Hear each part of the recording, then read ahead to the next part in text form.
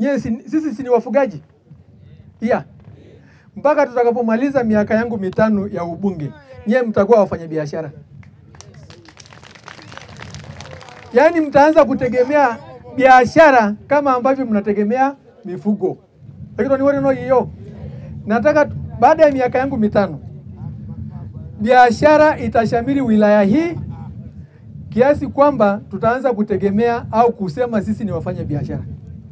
Nako tutatengeneza barabara zenu zote za lami za kuunganisha kata kwa kata, tutaleta hospitali, tutajenga majosho ya mifugo, hata malisho ya mifugo itapatikana, lakini tukiwa CCM, kwa sababu hali nzuri sisi ni wana CCM. Mimi nadhani niwahakikishie, Samia atakuja kututembelea, atakuja kutufungulia benki ya wananchi wa wilaya Ngorongoro, ambayo sasa ile jamaa alisema sijui biashara inafanyika hivi, sijui biashara inafanyika vipi. Hiyo biashara itafanyika vizuri. Tuna imani sana na Mheshimiwa Rais, swala la elimu liko sawasawa. Tuna sekondari ya kata ambao ametoa milioni 580 na pia huduma za afya zipo. Bado pia kwenye swala la elimu, shule zingine walimu wapo na watoto wetu wanafundishwa. Kuhusu swala la mgogoro wa ardhi, tulikusha kuwasilisha na malalamiko yetu aliyasikia, na ameweza kuunda tume 2 iliyokuwa inachunguza upande wa mamlaka hifadhi ya Ngorongoro na upande wa pori tengefu au pori la akiba la Pololeti.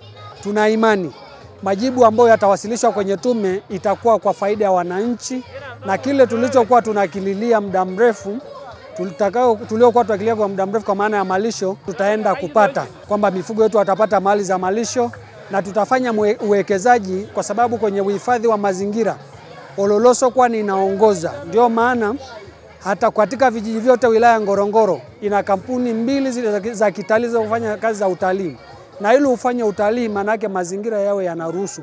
Kwa hiyo mimi na imani sana na Mheshimiwa Rais, na ndio maana tunaahidi tarehe 29 mwezi wa 10 tutamjazia kura ili wananchi wetu tunaowaongoza tutakapokuwa na changamoto kwa ngazi ya halmashauri, kwa ngazi ya ubunge, ataweza kututolea majawabu ya uhakika. Sufuria linasimama kwa mafiga mangapi?